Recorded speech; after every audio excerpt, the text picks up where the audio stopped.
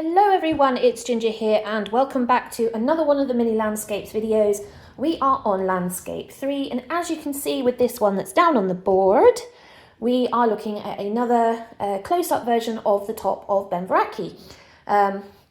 So I want to keep this one more of a monochrome kind of painting, so we're only going to be working with our whites and with our charcoals. And because I've already put this down and coated it, this is not going to go anywhere, so I can now work on top of it with my charcoals. I'm going to use the willow and my XL block and then work that with water into the paper, and then I will go over the top with my Krita colour charcoal. This is a compressed charcoal, so it's significantly darker, and we'll go over the top of it just to give ourselves some darker areas to give us some nice contrast. So first things first, I want to, the sky's not really anything on this, which is quite interesting. There is a tiny patch of blue right up here in the reference photo, but anyone who'll know me will know that that's boring, and that's not what we're going to do. So we're going to do something like that. And we'll get the water on. This is probably going to go quite far because it's quite a dark colour.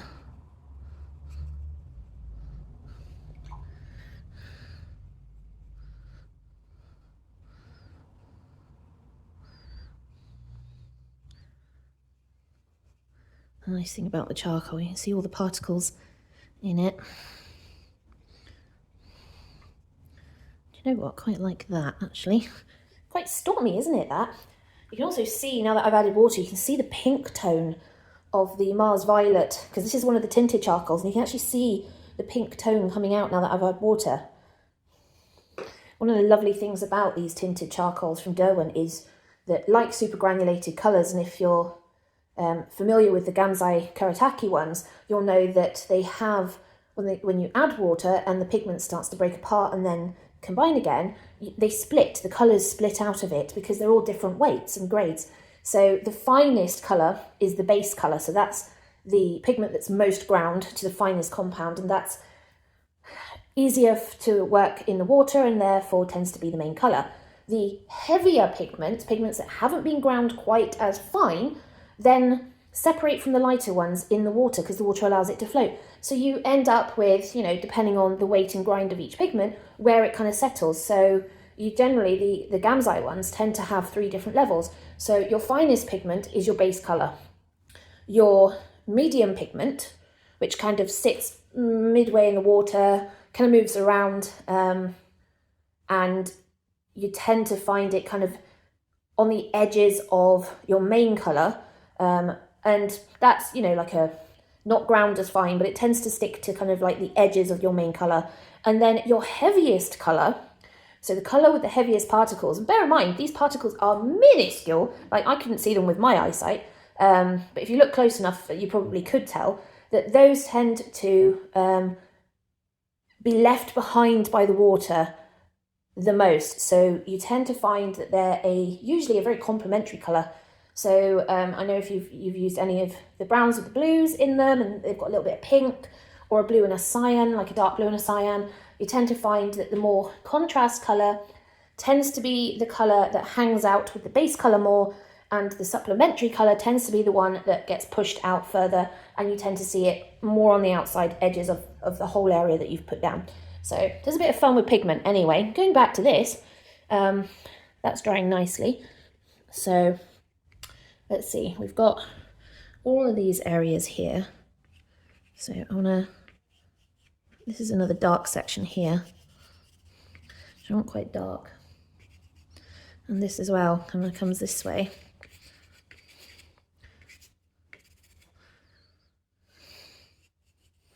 And this comes down, goes that way. Just looking for where I want to put the slightly darker patches, and then I'll spread it out. I don't need to put much down because I can pick it up and move it around to different places. So you can see almost immediately the finer particles kind of just floating on the top, which is always fun. Right, let's see, what do we want to do about this path? Let's give ourselves a nice path. listening out for the doorbell because I've got an Amazon order coming. I need to do some more texture paste so I can create more sheets for creating landscapes. Oh yeah, look, there we go, that goes that way.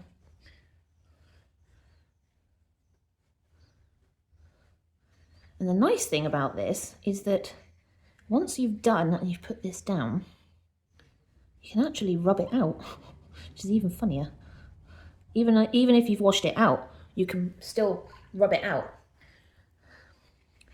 Anyone tell I'm a big fan of charcoal?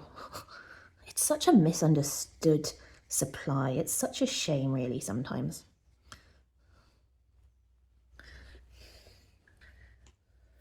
I think if people just gave it a bit more of a go rather than seeing it as a base material, they might actually have more fun with it.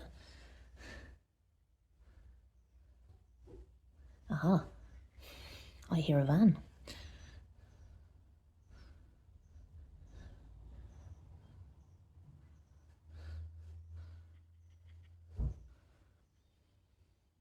It's the top here, which I just want to go that way.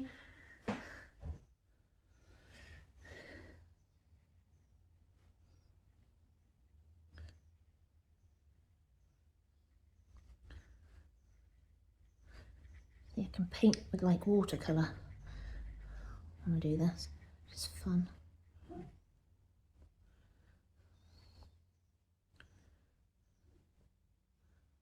I can get some quite fine lines with this, like that. This actually kind of comes out more. So I'm putting a little bit more attention into the detail in this one.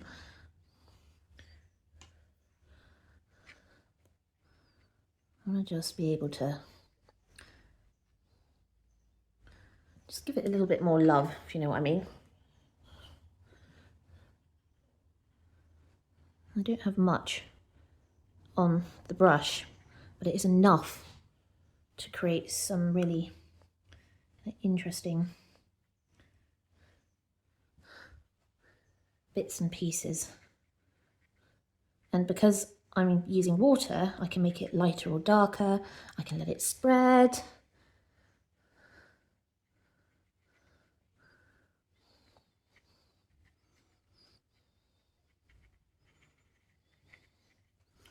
What are we thinking so far? Yeah. What I need is a little bit more darker on this side here. So you've got that there.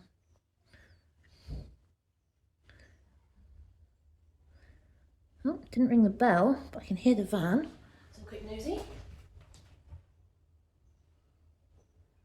Interesting, can't see the van. Anyway, back to this. Getting distracted. Terrible behaviour.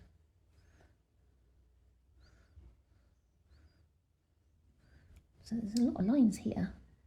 Not quite sure why, but there is. It's like a really broken rock face here before it goes into the shale.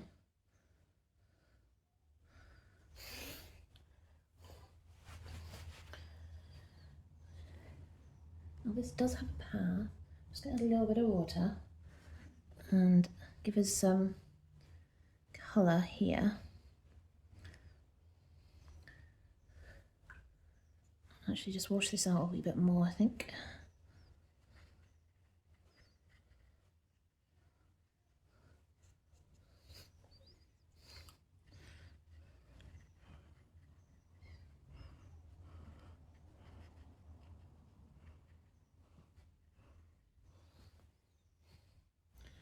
Down here, we've got this really dark section here.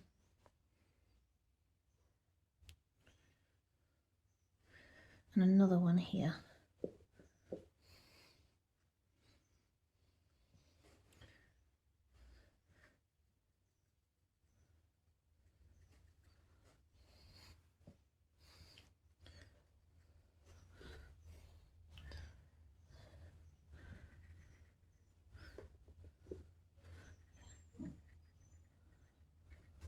Try and make sure that where it's supposed to be dark is dark, or at least dark enough.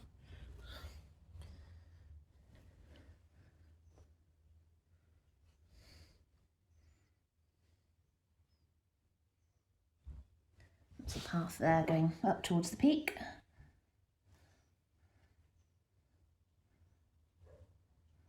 A little dark bit there.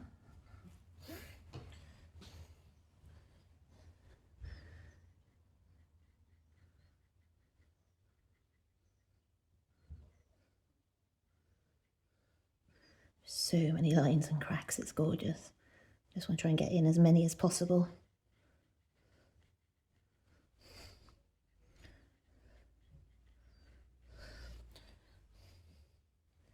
I've got another dark hole in the rock face further up, which is about here.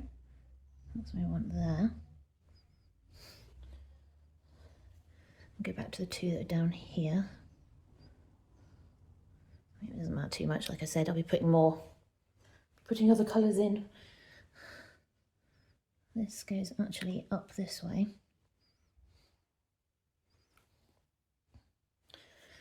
And this kind of cuts out like that. It's not accurate. I never want to do a mountain accurately because, honestly, you'd be there forever. Now, I have done some relatively accurate drawings, and, well, not drawings. Are they drawings or paintings?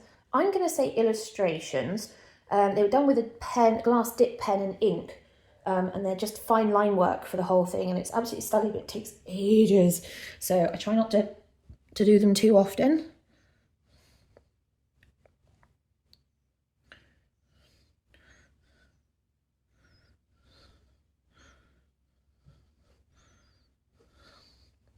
Haven't really done much with this, have I?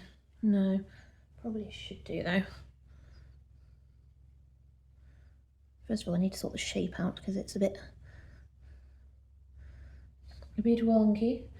And there's a line coming that way. And then another lighter patch there. Like that. And I've noticed that there is a path coming up from here. And not that anybody would follow it, but actually a lot of the time it's the sheep that are up there.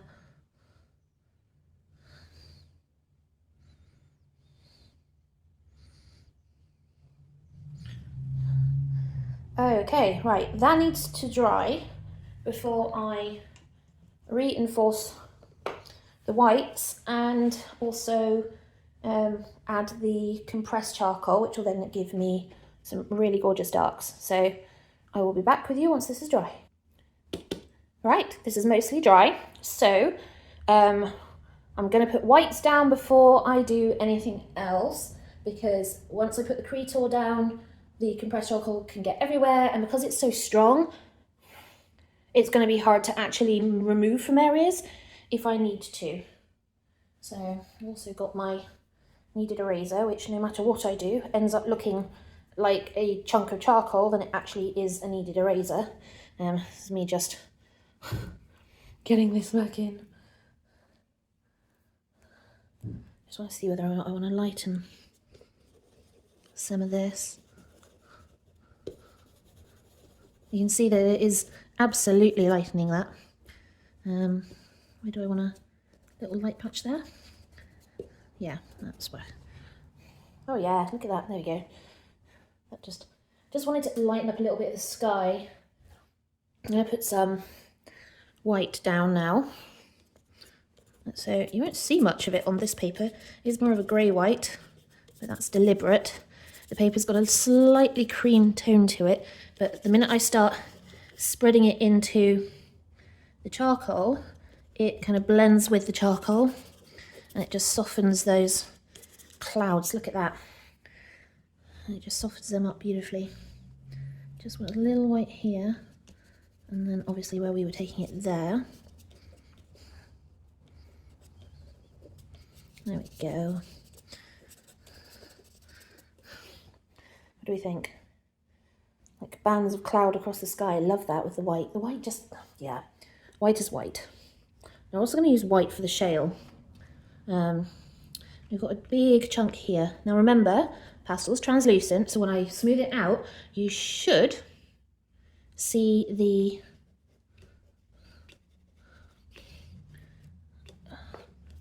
stuff underneath. Yeah, there you go. See, you can see the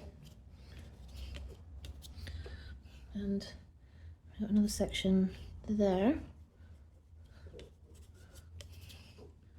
Trying not to get it too spread out. Also don't want to lose too many of these lines, but you can kind of see them anyway. And I don't want to press too hard with the pastel, but the more I rub it out, the more it mingles with the charcoal, and also the more you can see the stuff underneath. And little bits here, but not too much.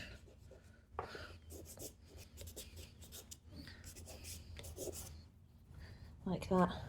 Also just gives some shaping to that there. And this down here is a little lighter, so I'm gonna help kind of reinforce that. Oh, try not to hit.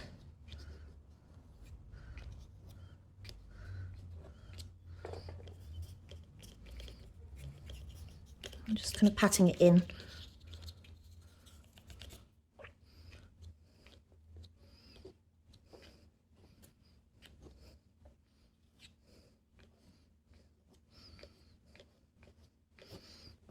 Like that. The same with this line coming down here as well.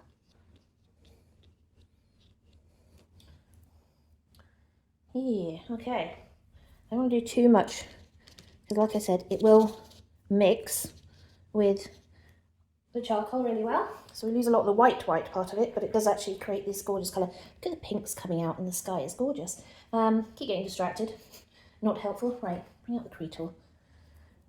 The Cree tool. So, this is where I just want to add a little bit more definition to these bracken clumps. Not much, just darken some sections of it. Like for example, there's a line here that comes down and also up like that. And it continues on that side. So what I want to do is just blend that in. Just same there. You see, it just gives a little bit darker to some areas. And there's a section here.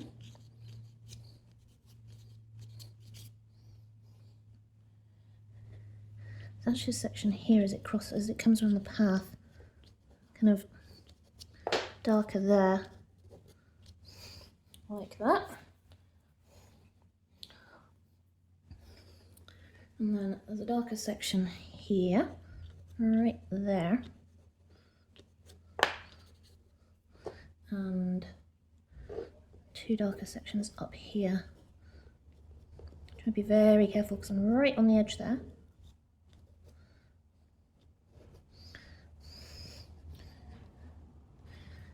Blend it in ever so slightly, not too much, just a little, like that.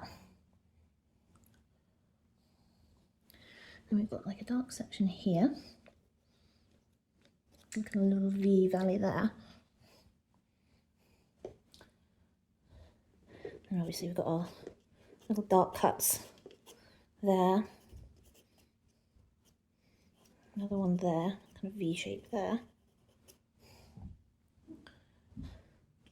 Kind of a weird little one here.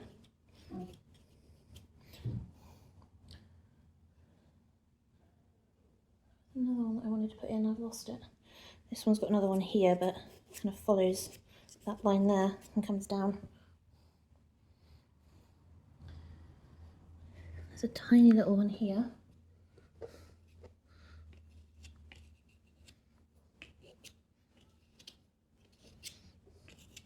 Just going over that cliff edge as it comes down there. And then giving ourselves some more lines to kind of play with, like that.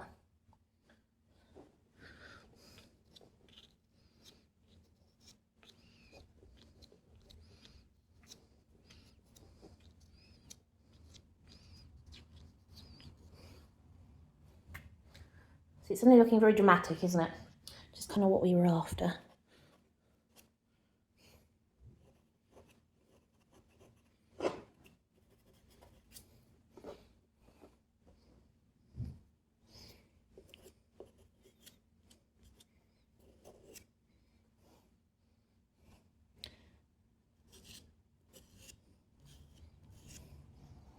These are just little lines coming in. A bit darker on that side there. And then I want to reinforce the peak because we kind of lose it when we did clouds. I'm just going to be very careful about how much of that I do. And then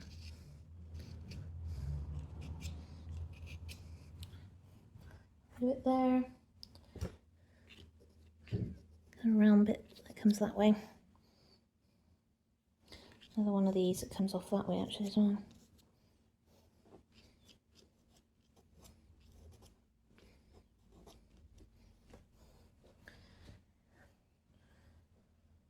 Do I want to do any more to that, or shall I leave it? It's the hard part. This is just there's so much. If you know what I mean.